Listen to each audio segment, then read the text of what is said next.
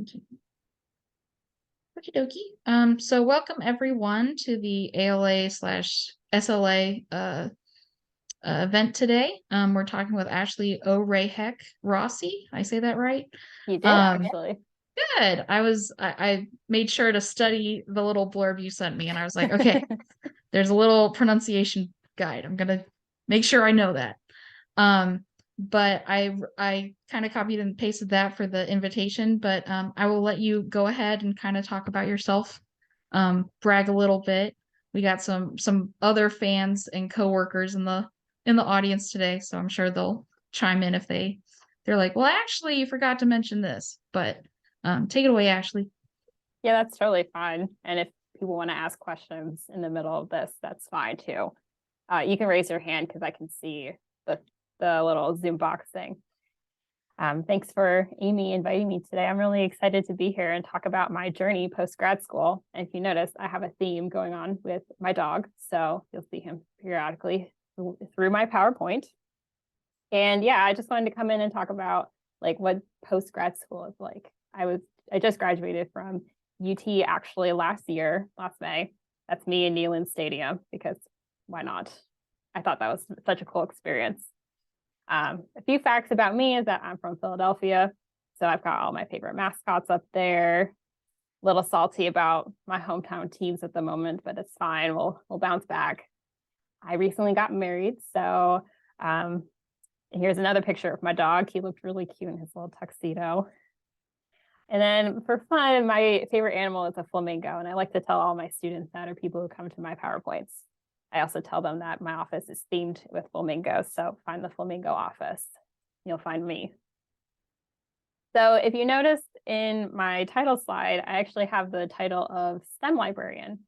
And you're probably wondering why you're talking to a STEM librarian instead of an atmospheric science librarian. Well, it's because I am technically an atmospheric science librarian. One of the disciplines that I serve at Western Kentucky University is atmospheric sciences and meteorology. And it also helps that my background is in atmospheric science and meteorology. So I am able to serve that discipline.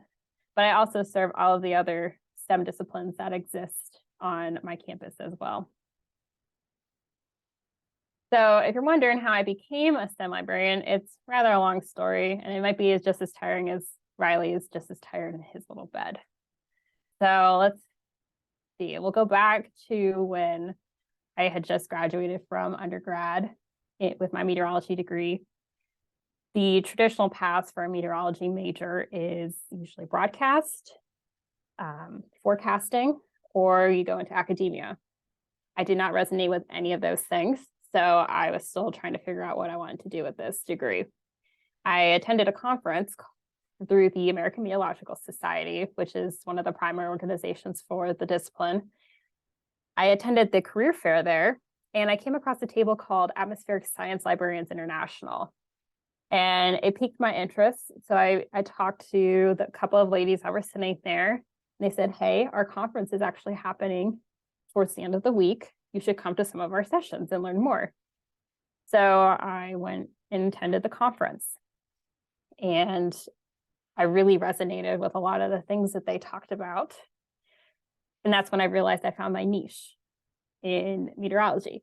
But then I had to figure out how to join their club. So I asked them, how do I do it? They said, you have to go get your master's degree. I didn't like that answer because I didn't want to go back to grad school right away. I wanted to take some time off and go work professionally a little bit and figure out what I want to do. So I did that, but it may not have been the best move because insert quarter life crisis. If you're not familiar with what a quarter life crisis is, it's a relatively recent development amongst at least young adults. It happens when you're between the ages of like 16 and 35. It's kind of like your midlife crisis, except much earlier in your life. And that's because there's a lot of pressures being put on millennials and Gen Z people to know what they want to do with their lives. But really, we don't know what we want to do with their lives. And I had my own quarter life crisis in my first year out of undergrad. So then this is where the traversing starts. So the white star, if you see on my map, that's where I'm from. I grew up outside Philadelphia, and I attended a school called Millersville University. And my first job was actually at this pharmaceutical company called Eurofins, which is in a town called Lancaster, about an hour-ish from Philadelphia. That's where I had my quarter life crisis, and I didn't like it. So I ended up joining the AmeriCorps FEMA Corps. So that was my service year. And I spent the year learning how to work in a team, live with a team. And then we were sent to different places around the nation, actually, to help with different projects. My particular branch of AmeriCorps was called FEMA Corps. So teams actually got to work directly with FEMA on different projects, whether it was during times of calmness. So you could just do a lot of preparation and practice, or the term is called gray skies. So that's times where there's active activity going on. Like I went to Puerto Rico for Hurricane Maria relief projects at the time. So I went to Puerto Rico for about a month and a half. I spent a summer in Texas, in Dallas, Texas, working with a FEMA office. And then I was also up in Erie, Pennsylvania for a couple of months working with the American Red Cross on different things too. And during that time period, that's when I decided I wanted to go back to grad school. It was time to go. And I did my homework and I started calling around and speaking with different graduate school directors. I remember having a phone call with Dr. Fleming May about the SIS program and learning about that. And she actually set me up with a student to talk with as well. But until I could go to grad school, I came back and I got some part-time jobs. I worked at Macy's. I worked at Starbucks. I had moved back in with my boyfriend at the time in New Jersey, who's now my husband, because I wanted to start grad school at the beginning of a new school year instead of like midway through an academic year. You get better chances at finding funding for graduate assistantships or scholarships if you start at a fresh year. So that's mainly why I waited. And it also gave me some more time to make sure I could find the grad school programs that I wanted. And I actually did apply to 2 grad schools. I applied to Rutgers and Tennessee. I had wanted to go to Rutgers because I was already living in New Jersey at the time. But ultimately, I landed at University of Tennessee because they did give me some funding, and I got to work on a really great project with Dr. Bishop, who is here today in the audience. And I'm really glad that we got that project because it was a lot of fun and got to meet a lot of really amazing people.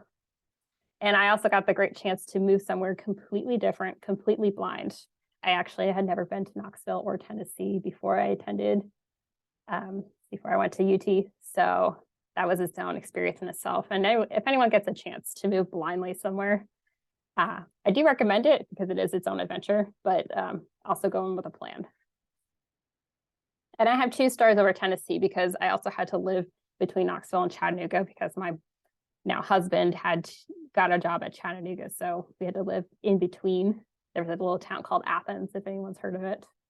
That's where we ended up living. And then after I graduated from UT, I got my first job at a small private college in rural Kentucky called Lindsey Wilson College. They gave me my big break in librarianship. I was there for about a year before I landed at WKU, or Western Kentucky University, which is where I am now. And it's located in Bowling Green, Kentucky.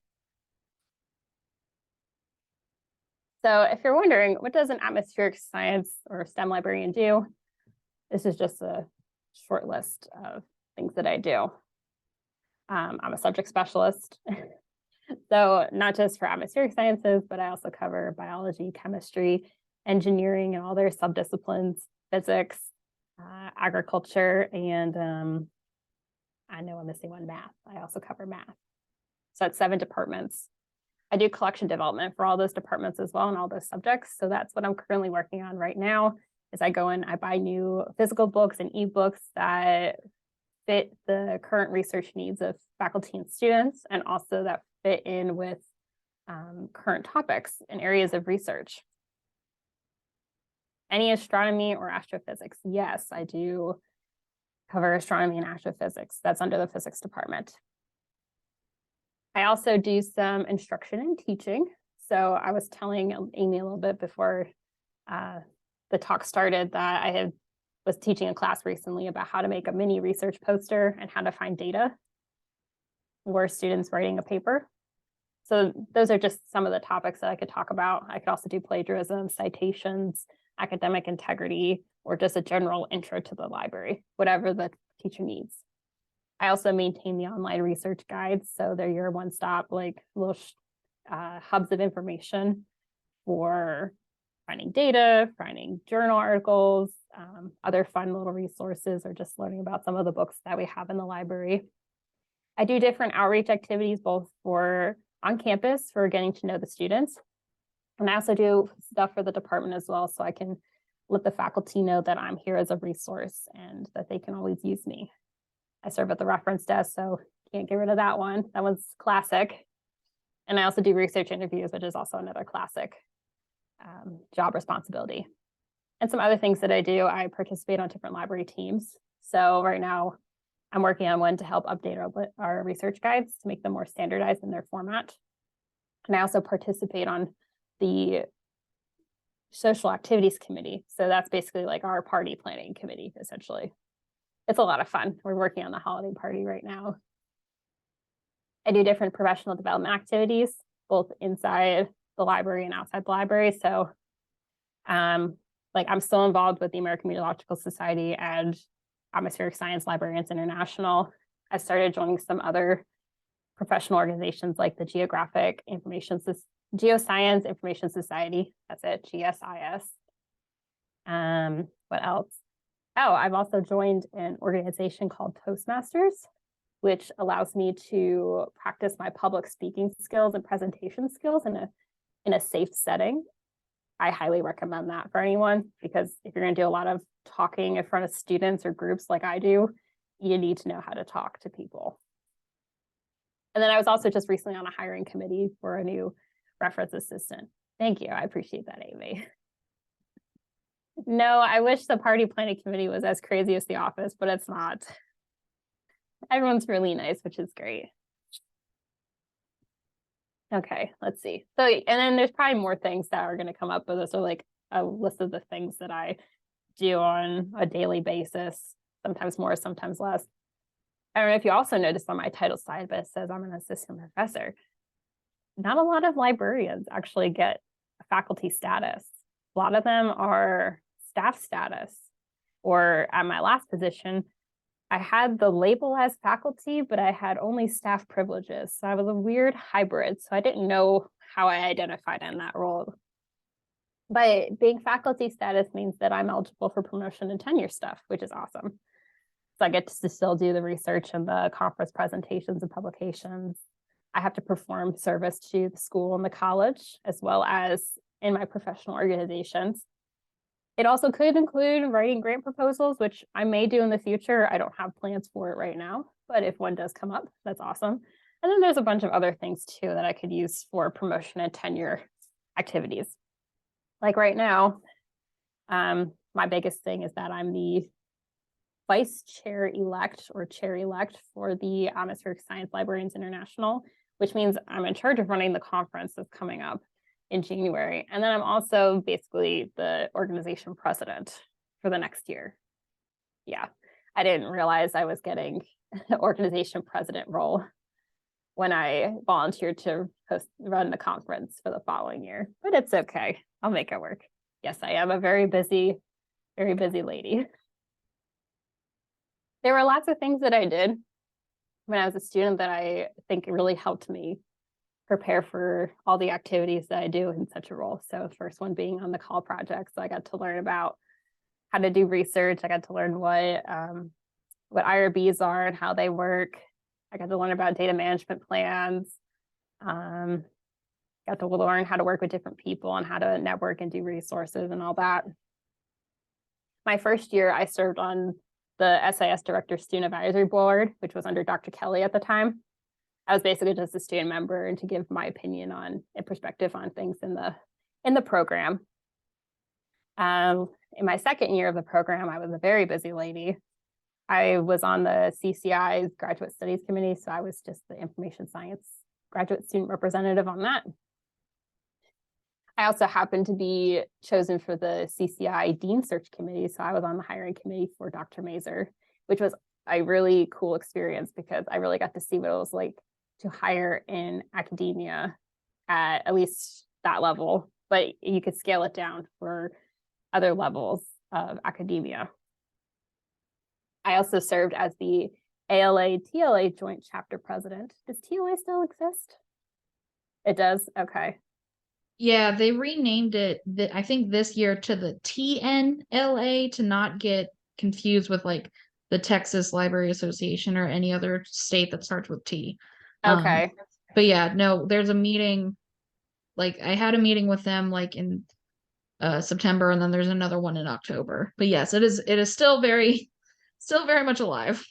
Okay, awesome. I'm glad to know because I really like doing that. I thought it was fun. And then, as you know, Amy, and if others don't know, if you're the president of ALA/TNLA, you also get to serve as the student representative of UT on the TNLA Advisory Board and Council, which was kind of cool because then I got to write meeting minutes, or I got to write summaries for each quarter on stuff. And I think I attended one meeting or something. Mm-hmm. Yeah, they try to have one like 4 times I don't know if it's changed since, but they try to have one 4 times a year. And so far I've made the first one. So we'll see if I keep my streak going. There you go. Yeah. Mm-hmm. So yeah, I really like doing all those activities as a student, and I thought it really helped me prepare. And then some of the things that I do as a STEM librarian, as this translates into that, like I already talked about working on the LibGuide. I'm on the research guides task force. So we're making a standardized format for our research guides. I'm also on a university learning assessment group. So we're learning how to get into the first year experience classrooms, and seeing how we can kind of change up our technique for teaching them about the libraries and stuff. I joined our department's professional learning community. So right now we're all reading the same book, and then we meet once a month and we discuss like the couple chapters that we read in a month period. I already talked about my university's party planning committee. And then I am going to serve as the Kentucky Library Association's Library Instruction Roundtable Secretary for next year. I'm hoping to have a meeting to learn a little bit more about what we're going to do with that. I'm hoping to stay on the Kentucky Library Association's Association of College Research Libraries membership committee, so we can outreach to members and recruit new members. How many groups am I in? I also run. That is a great question. I mean, I could probably count on. I'd say I'm probably in 9 groups right now, at least 9 groups, and I have a role in at least 1, 2, 3, 4 of them. I have some kind of leadership role. Hey, this stuff all looks great on those activity reports when you go up for promotion to tenure, which I am scheduled to do in 5 years. So might as well start early. I put on a little box for librarians in the lobby because that's my personal research project that I'm working on right now.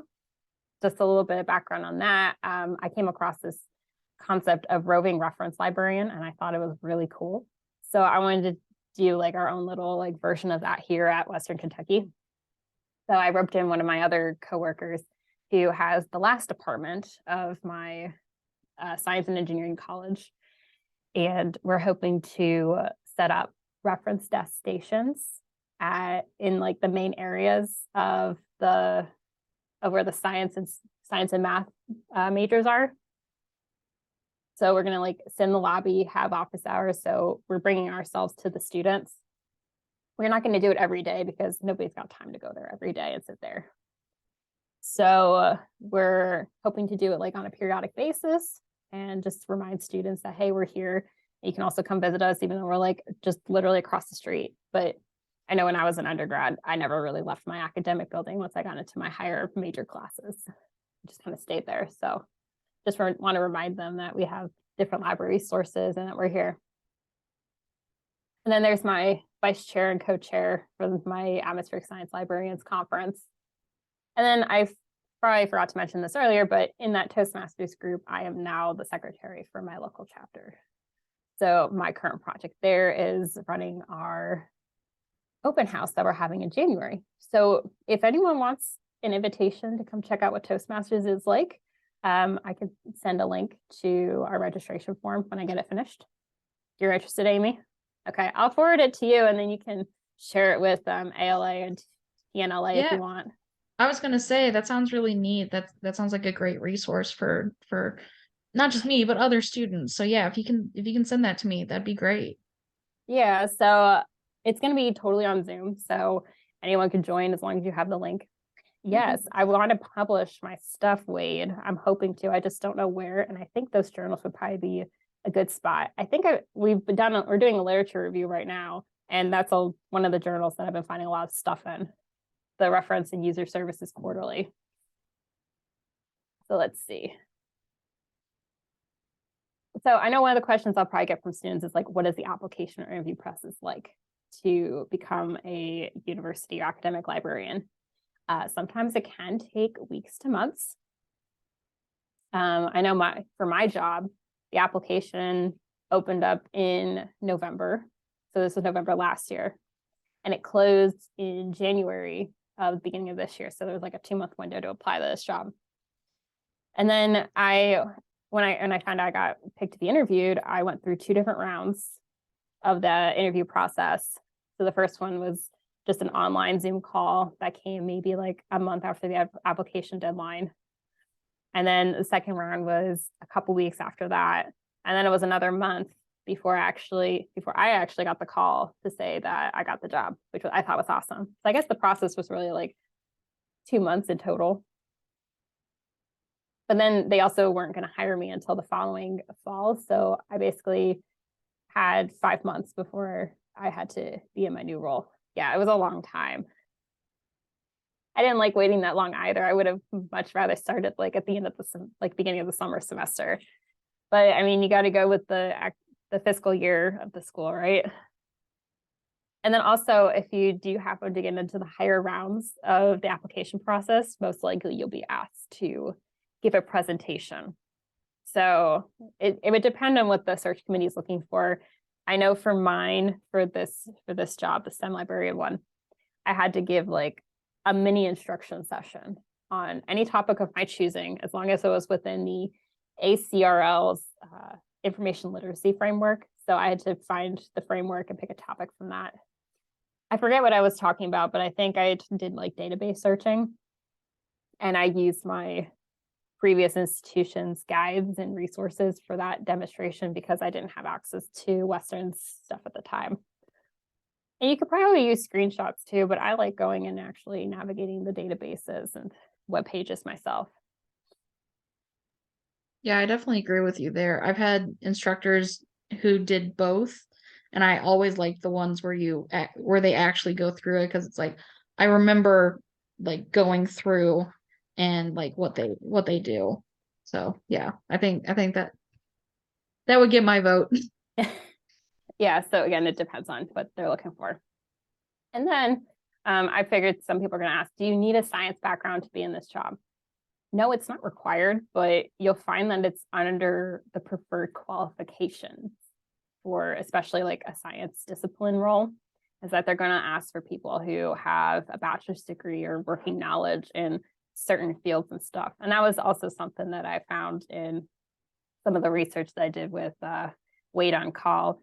Some of the librarians that we did interview, they actually didn't have the science background. They ended up just having like a liberal arts degree in like English or a foreign language or history, which is like one of the traditional majors for a librarian. And then they kind of had to learn the lingo and learn the language of the disciplines that they were serving. I was just going to ask about bachelor's versus master's in a science. Yeah, mostly they'll probably be looking for at least a bachelor's in science.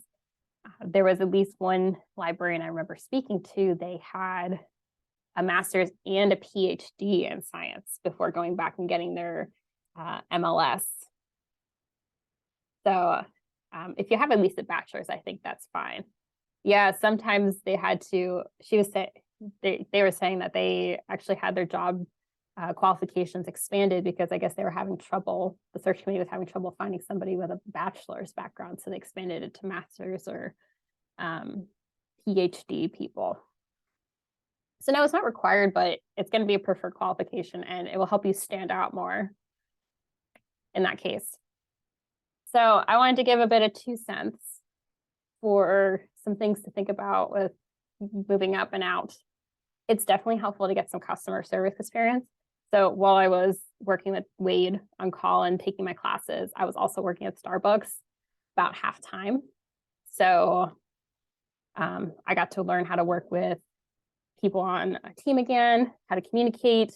Also got to learn how to work with both good customers and really difficult people, because you're going to work with difficult people anywhere you go. Also, don't close any doors. If I didn't get my job, if I didn't take my job at Lindsey Wilson College, I wouldn't have had my big break in librarianship, and I wouldn't have been here in this role today. So while it was a job I knew I didn't want in a location I didn't want to live in, I still went there and I lived there because I knew it was going to be temporary. And that kind of goes in with my fourth point there. My third and fourth points there is like, look at some of these jobs as like stepping stone jobs to go back to where you want to be. It's someone gave me this perspective a while ago. And if you look at your life as 90 years, for example, 2 or 3 years living in somewhere that you're not comfortable is only a very small chunk of your life. So I think we can all sacrifice like a couple years of a short time of our life to be a little bit uncomfortable. And that also goes into being open to moving. I find that a lot, at least in my perspective, I think people don't get well versed or well cultured if you don't go and live in other places, because then it expands your perspective on things and helps you understand not just like your hometown, but it helps you understand our country a little bit more. I love having conversations with people in Kentucky because their lives here are so much more different than where I grew up in the Northeast. Like apparently sweet potatoes are like a staple at Thanksgiving, and I'm used to just straight up mashed potatoes. This is an example. It's funny with the culture differences. Also, start entering the conversation now. Like you don't have to wait until you're graduated and in a job to be involved with different listservs or organizations. I would take advantage of getting student rates for any professional organizations while you can. So that way you at least have the membership through the next year and you paid like, I don't know, $10, $20. I miss those membership rates a lot. There's plenty of listservs you can join. Usually for professional organizations, you don't have to be a part of the organization, but it's highly recommended. I also joined this Discord chat. If anyone's on Discord, I can send you links. It's called Early Career Librarians. So there's a whole bunch of other early career librarians on there, and public libraries, school libraries, academic libraries, special libraries, all kinds of things. And we all like bounce ideas off of each other. They have an event channel if people want to rant about something that they don't like in their libraries. So we give people a safe space to do that. We also post different job announcements so people are at least aware that, hey, there's a job available in these different places if you don't see it. And then lastly, be patient, because sometimes it can take a little bit of time. I was fortunate that I was only in my first job for about a year before I finally got a job that I wanted, but I know that's not always the case with everybody. So it does help to be patient a little bit. And then lastly, are there any questions for me? Yes, I will send you the link. And then I like using this as my ending slide for all of my other presentations because my dog likes sliding into the end. I see you laughing at me. Isn't he the cutest little nugget? That is so cute. Like I was like, oh, this is great. Oh my God. I love that. That was awesome. In one of our previous houses, he discovered our floor. He could slip and slide on it, and he was just running around slipping and sliding, and it was hysterical. And this was probably my best gift of him ever. That's wonderful. Well, if no one else has a question right now, I was gonna ask, like, what's kind of your favorite thing? Like, you talked about like all the different things that you do. Like, what is like your favorite thing about working in a special library versus like kind of a typical one, I guess, would be like versus a school library or like I don't know, like a public library. Like what's your favorite part about working at the atmospheric library? My favorite part, Yeah. I like the collaborations, the potential collaborations that I could do. Like we recently, the state climatology office is located at Western Kentucky University. They also just hired a new state climatologist. So here's a new faculty member who's coming in. I'm a new faculty member. Let's get together and get to know each other. So we've kind of made a connection already. And he's like, hey, I've got a couple projects that we could probably collaborate on together. So now we're working on it, and I love it. One, he wants to create DOIs for data sets.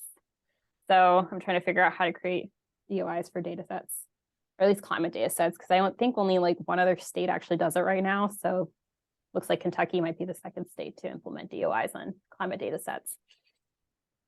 And then the other project is there is a ton of old materials, documents, etc., that's just lying around the climate office, and he wants to declutter it. Mm-hmm. But we also don't want to get rid of something that might be valuable. So we're working on right now creating a form so that way they can conduct inventory of all the stuff that they have. And then after we inventory everything, we can figure out what to throw out, what to keep. Mm-hmm. Luckily, I won't be doing the inventorying part. I'm just creating the form so that way they can inventory. Okay. And then I guess like another question I have, so I'm the graduate intern over at Oak Ridge National Lab, mm-hmm. and I've been there for a year, and then I'll be here until graduate, or basically like around graduation in May. And like I have a bachelor's in English and like a minor in art history, but I went to school like with the intent of studying astrophysics. It's a long story. Basically, I was not as good at physics as I thought I was, and that was like, yeah, I'm good. But like, considering that I work at this scientific research institution, and I'm working with these like world-class researchers in like wildly different fields across the board, there's a bit of struggle on my part to like kind of parse exactly, yes, Ashley. It's hard to parse like exactly what they want when I can't necessarily speak that scientific language of like knowing those key differences between like within the topic. And so I know that you have the atmospheric knowledge, but you also mentioned like working with other, like in other scientific fields. So like how are your like, I won't say coping mechanisms, but like how do you do that? Like what are some of the things that have helped you the most? And like if someone is in a similar situation, like what's kind of your advice for that? So like learning how to talk the talk. Basically, yeah. Fortunately for me, I have a lot of friends and family that are also in sciences in some capacity. My brother is a mechanical engineer. My other brother works in chemistry. My dad is a software engineer. I have a lot of family who are in the medical profession. So naturally, coming across different scientific terms it was kind of like dinner table topics and stuff. I'd say my advice for you is to just find like a lot of like intro books that can give you some insight to like some of the language and maybe give you some background, like for biology, for example, if you can know like basic cell structure or the difference between a eukaryote and what was the other one? Now I'm blanking on what the other type of cell is, but things like that. Or for chemistry, maybe knowing some basic molecule structures like baking soda is sodium bicarbonate. Like it takes baby steps to learn the lingo. Mm-hmm. And you can even start with children's books. I remember reading a lot of juvenile books when I was a kid, which got me familiar with some scientific terms. And sometimes I still go back to them today if I'm learning something new. And then eventually, gradually move up to the books that are meant for adult readers, but they still talk in a language that makes sense. I also come to learn that there are some entertaining books in different disciplines that can help you learn some of the jargon as well. I read this book for math called Humble Pie, which is all about different mathematical mistakes humans have made over several millennia. And it's really fascinating, but it's also really sad because there have been people that have been injured or killed as a result of somebody's mathematical error. I know. But it's just really fascinating. And he also breaks down the terminology too. in this book because it's designed, it's also written for people who may not know what the terms mean. Okay. So that would be one place I would say to start. Yeah. That sounds great. And then like how many, I don't think you mentioned like how many people work in your library in particular and like your neck of the woods. Like what does your team look like? And is it different from like past experiences? Yeah, well, Lindsay Wilson College was my first professional experience, and I was on a faculty and staff of 6, and I was one of 2 faculty members, and the other 4 were, well, I was one of 2 hybrid, and then the other 4 were just straight staff members. One was presently working on their master's degree in library science from University of Kentucky, so they were going to become a faculty hybrid staff member as of the following school year when they graduated. But I didn't have a subject specialty there. I kind of just covered all subjects and whoever needed help. Here at Western, I am on a team of 9. So there's 7 other subject specialists that are in my department, plus our department chair who kind of like oversees all of us. And then the library itself, there might be like 30 or 40 staff and faculty in total, if you include our dean, who's our basically department head or college head. So on a daily basis, I usually work with like 8 other people. You like that like smaller environment or like would you want to move to like a larger institution with like more people? I personally have liked the larger institution. It was very hard for me to be at a small rural school. One of my other challenges is that a lot of people saw me as an outsider because most of the population at Lindsay Wilson College, they never left Kentucky. They didn't really leave the surrounding counties where they were from. Going to a big city was a hassle for things. And they also kind of weren't willing to teach me the ways of being a rural Kentuckian. So it made it hard. I felt like I didn't fit in, unfortunately. But my coworkers in the library, they did try really hard to make me feel fit in. So in the library, I was fine. But outside of the library, it was like, who are you and why are you here? Which is kind of unfortunate. But at Western, I feel like I found a different kind of community and it's more welcoming and everybody wants to learn about someone else's perspective. And also it's kind of more of a city like here. Does that kind of answer your question? No, it does. Yeah. No, I was just curious because like I used to work not in a like I guess career professional setting, but I worked at Target for like 4 years and then I like worked at this local my first job ever was working for a local like frozen custard stand with like 5 employees. So I've been kind of all over the place as far as like small to large. And yeah, I'm kind of like I don't care either way. Like I get to know the people that I get to know, like it's fine. But I know that some people are very particular about that. So I was curious to hear your opinion. Yeah, people are particular and some people just don't like outsiders. Yeah. And sometimes you run into that when you're in certain communities. There's something else I wanted to say. Now I'm trying to remember what it was. Yeah, I got to run. So thanks for your time and sharing your story with the students today. So many things are very helpful if they just listen. So it's sometimes better to hear it from someone who's a success story than, some a professor who says the same thing in a different.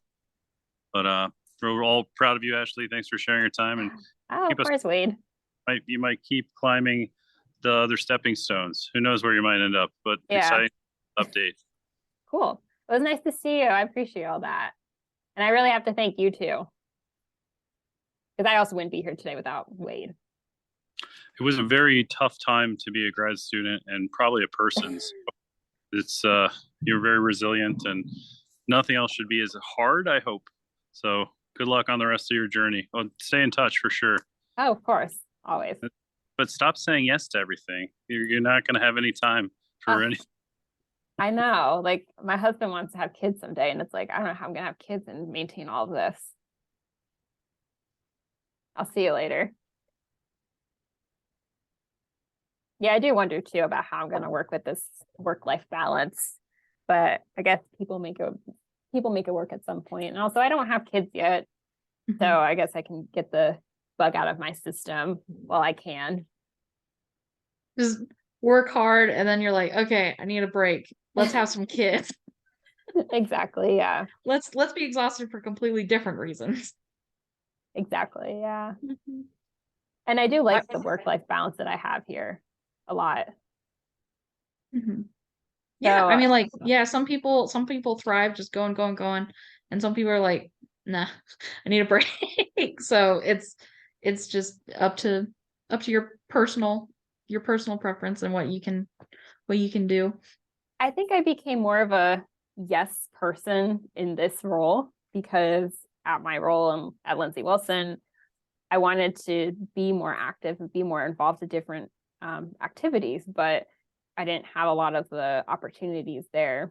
I was in a couple different professional development activities that outside of Lindsay, they were in like a colloquium, a consortium of colleges. And I was on at least one committee, and we literally did nothing in that. And I felt very unsatisfied. And then I was in another committee through the Kentucky Library Association. Unfortunately, we also did nothing, but I also can't blame our chair because she had a family emergency that took more of her time and energy. So that's understandable. But I also did not like that I did not get anything out of that. So, and then the only thing I found fulfilling one of the things I did find fulfilling at Lindsay Wilson is that I got to be on the IRB committee, which was fun because then I could be on the other side of the IRB process. So I was reading people's proposals and making comments on stuff. So that definitely helped you, like, will help you in the future if you have to go through that again. Yeah, so I think it's helpful if you can see how, at least if anyone wants to do human subject research, it's helpful to learn how to write a proposal. And then also it's helpful to review other people's proposals if you happen to get the opportunity to be on one of the committees. So that way you can see how the whole process works. I don't know if I'll get to be on the committee here at Western, but maybe someday I can be on the committee. I'm only in my first year, so I've got options and opportunities. Well, I definitely think with the trajectory you're on, like, you're gonna be there. You're gonna be there before you know it. Yeah. My new professional goal is to be a library dean someday. I don't know where. It'd be nice to be back at UT. Not saying I'm going for Dr. What's his name? Rarisa or Yeah. Mazer? No, the dean of the libraries. I don't know. I who forget that is. his name, but I don't want to say I'm going for his job, but I would like to be him maybe like 20 or 30 years down the road. What else? Oh, the work-life balance thing. I do think it's really important, and I'm really grateful for the work-life balance that I have here. My boss lets me work from home if I have the need to do so. Like, I had my sister come visit a couple of times this semester, and her work schedule's funky because she's a pastry chef. So her days off are Fridays and Saturdays. I don't get Fridays off, but my boss has let me work from home the couple of Fridays that she was up visiting me, and I could spend some time with her and do that. And then I also, yeah, I kind of have a flexible work schedule as well sometimes, as long as I get my 8 to 5 taken care of during the week, it's all good. And I also got lucky because as librarians, we technically get contracts for your job and you have to renew them every year. I'm fortunate and my contract is actually a 10-month instead of a typical 12-month. Don't ask me. I did not ask for a 10-month contract. That's what I was given. And I was like, sure, I would love to have 2 months off in the summer. That's great. Oh, you do? Yeah. So yeah, because typically your summer semester is 12 weeks. I get 8 weeks off in the summer. Wow. I know, it's pretty crazy. That's awesome. So you're just at the beach for 2 months. Yeah, well, at least this gives me the chance to go. I can go home and go visit people. Because I still have grandparents that are alive and they're all back up in the Northeast, and I'd love to still spend time with them while I can spend time with them. Yeah. I got a lot of friends that are also up in the Northeast still, so I'd love to go visit them once in a while. It's very hard to stay connected with family and friends living so far away, but that is the beauty of virtual technology now, because I have lots of phone calls, lots of Zoom calls with everybody on a weekly basis. Mhm. Yeah. So Well, yeah. we love the 21st century. Oh gosh, I love this 21st century a lot. Yeah. 2020 Uh, was low point, but everything else has been okay. Don't remind me about 2020. Yeah. That was a very, and Dr. Bishop, Dr. Wade knows a lot about what's happened to me in 2020. 2020 was not a good year for me, straight up. Bad, but powered through it, and here I am. Yeah. Well, I think that's a really good note to end on. You just power through it, and then you will end It all up where works you need out. to be. Yeah. Yeah. I mean, we all are on these paths given to us by the universe, and you see how they turn out. Well, Madison or Ashley, either one of you have questions? I've kind of been monopolizing the conversation. I'm so sorry. Oh, one of my other tips for interviewing is go in with a list of questions, because they like to know that you're also interested in them as an entity. Okay, it was nice to meet you, Ashley. Okay. Well, I guess we can close out. Thank you so much, Ashley, for talking with us. And I'm gonna be posting this on both the ALA and SLA like fall link pages, so students can hopefully watch this into perpetuity and learn from your advice. But you have a great rest of your day. Thank you again so Oh, much for doing this. of course, and have anyone feel free to reach out to me. My Yeah. email was in the PowerPoint. I guess you can also put it in the description as well if you wanted. Yeah, I'll probably do that just in case. Just so it's kind of like clearly labeled. But yeah, thank you so much. You have a Of great rest of your course, day. anytime. It was nice to meet Yeah. everybody. Yeah, you too. And you enjoy your time off tonight. Thanks. Bye, Okay. Amy. Reach out See ya. anytime, okay? Yeah, Bye. we'll do. Okay. Take care.